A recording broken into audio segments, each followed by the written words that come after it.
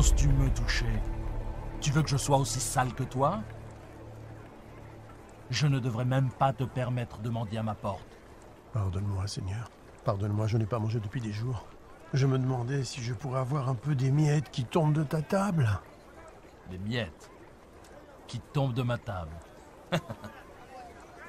Mais alors, que mangeront les chiens? Mes affaires m'attendent. Brûlez-moi ça, c'est infecté.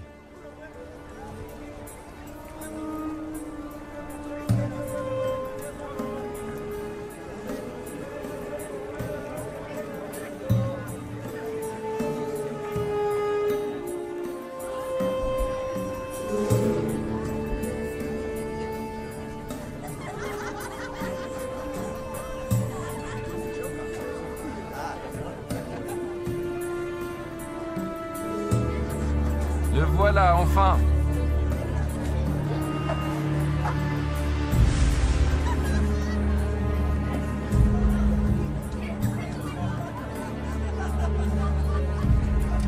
Mon frère préféré. Que me veux-tu cette fois? Nous avons dépensé sans compter. Je le vois bien. Il y avait un homme riche qui était vêtu de pourpre et de fin lin et qui menait joyeuse et brillante vie. Un pauvre, nommé Lazare, était couché à sa porte, couvert d'ulcères et désireux de se rassasier des miettes qui tombaient de la table du riche.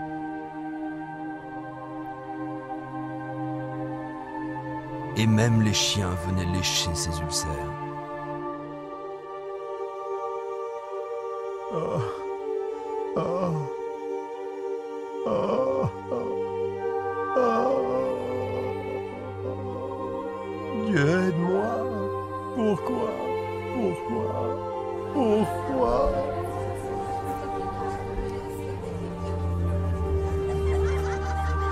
Et le moment fut venu pour les deux hommes de mourir et de passer de cette vie à l'autre.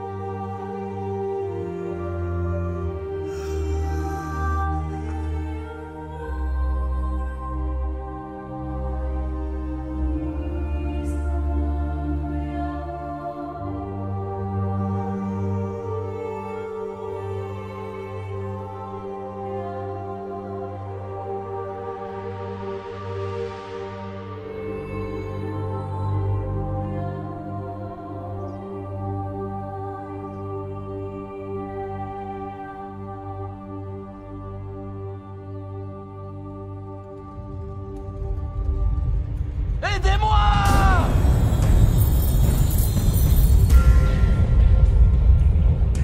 Au secours!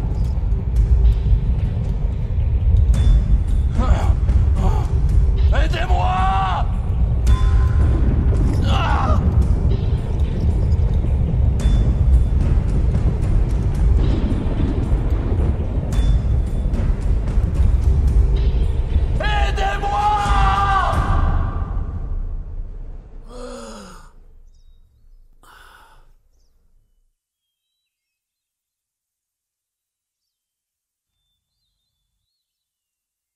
L'aumône.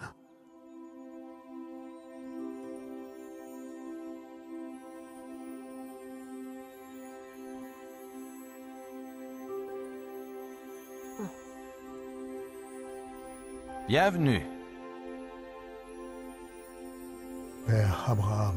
Oui. Oui, je suis Abraham. Ah. Bienvenue au paradis. Paradis. Oui, Lazare. Paradis!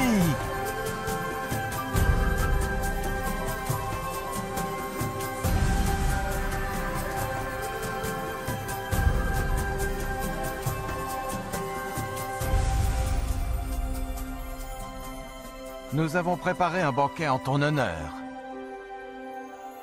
Oui, oui, viens.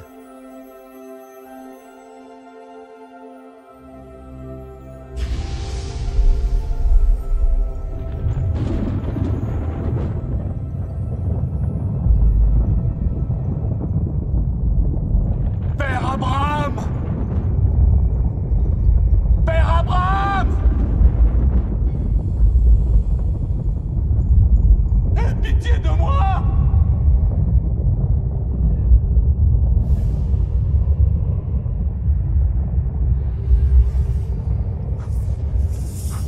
Je t'ai vu avec Lazare!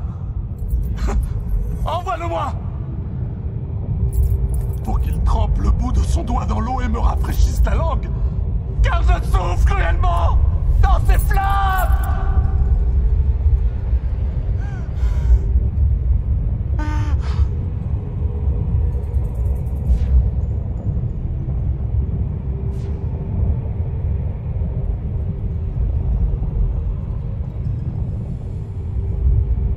Fils, souviens-toi que tu as reçu tes biens pendant ta vie.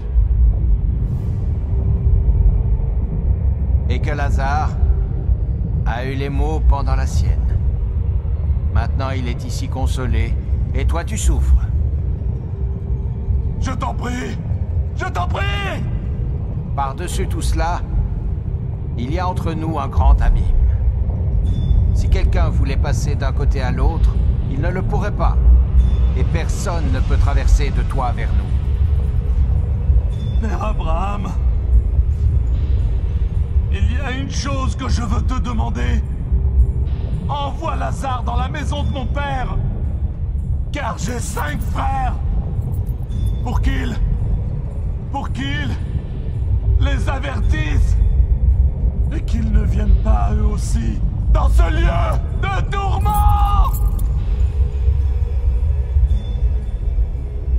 Ils ont Moïse.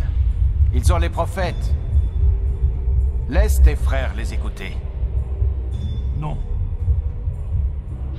Non. Mais si quelqu'un des morts va vers eux,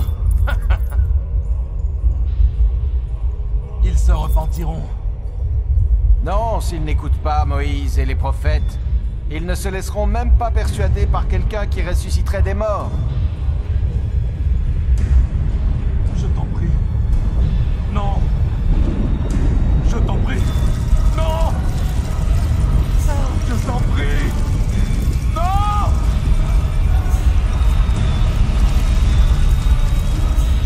Non. Non.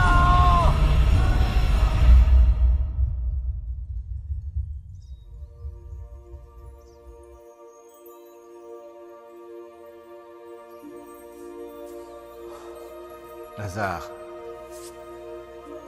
viens dans le lieu que ton père a préparé pour toi.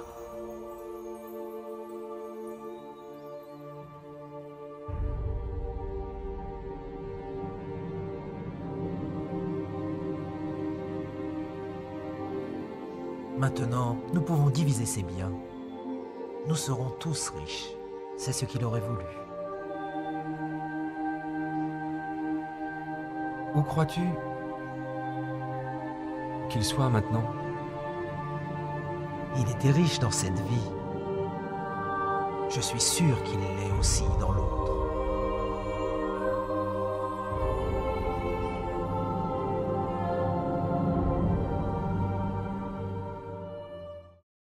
Je suis Lazare, dont parle la Bible. Vous en apprendrez plus sur moi et cette histoire dans Luc 16, chapitres 19 à 31. Qu'avez-vous appris de cette histoire? Comment pouvez-vous appliquer cette histoire à votre vie? Laissez-moi vous raconter certaines des choses que j'ai apprises de cette expérience. Ce que Dieu m'a enseigné. J'étais un homme très pauvre. En fait, j'étais tellement pauvre que j'en étais malade, et que je n'avais personne pour s'occuper de moi. Même les chiens venaient me lécher. À cause de ma condition, je me sentais insignifiant et sans espoir dans ce monde. Mais ma foi en Dieu n'a pas vacillé. Et à ma grande joie, lorsque j'ai ouvert les yeux au paradis, j'ai appris que je n'étais pas insignifiant pour Dieu. Il connaissait toutes mes pensées. Il savait même combien j'avais voulu rencontrer Abraham. Alors il l'a envoyé, lui Abraham, pour m'accueillir et me souhaiter la bienvenue. Lorsqu'Abraham, le père de notre foi, m'a salué, je fus envahi par la joie. Comment un tel homme béni de Dieu pouvait-il s'intéresser à moi? Apparemment abandonné de Dieu et sans utilité. Vous êtes-vous déjà senti ignoré, oublié, insignifiant? Dieu ne vous a pas oublié. Où que vous soyez, qui que vous soyez, quels que soient vos problèmes, j'ai appris que personne n'était oublié de Dieu. Mon histoire prouve que rien ne peut nous séparer de l'amour de Dieu. Le riche était dominé par sa richesse, son influence et le luxe. Il traitait mieux ses animaux de compagnie que moi. Il aimait les biens de ce monde et en a profité pendant toute sa vie. Il y avait des jours où je me demandais si Dieu savait qu'il n'était même pas prêt à m'accorder les miettes qui tombaient de sa table. Je sais maintenant que Dieu regardait. Le riche n'avait jamais perdu sa fierté et son arrogance, même en enfer. Avez-vous remarqué qu'il a demandé que je le serve parce qu'il avait l'habitude d'être servi? L'enfer est plein de gens qui veulent être servis. Mais parce qu'il avait été servi sur terre, Abraham lui a dit qu'il avait déjà bénéficié des plaisirs et qu'ils étaient terminés. J'ai appris comme il est important pour Dieu que nous servions les autres sur terre. Plus spécialement ceux qui sont faibles et qui souffrent. Mon histoire illustre la façon dont Dieu veut que nous utilisions notre argent, nos biens et notre influence. Il est clair qu'une courte période nous est accordée sur Terre pour tester la façon dont nous utilisons ce que Dieu nous accorde, pour nous-mêmes ou pour les autres. Ce n'est pas faux d'avoir des biens ou d'être pauvre. Ce qui est faux, c'est de refuser de servir les autres. Jésus-Christ a dit que même lui était venu servir, non pour être servi. Si vous utilisez l'argent et tout ce que Dieu vous a donné pour servir les autres, il sera satisfait, quoi que vous possédiez. Vous pouvez vous interroger sur l'enfer et le paradis, et sur ce qui arrivera après votre mort.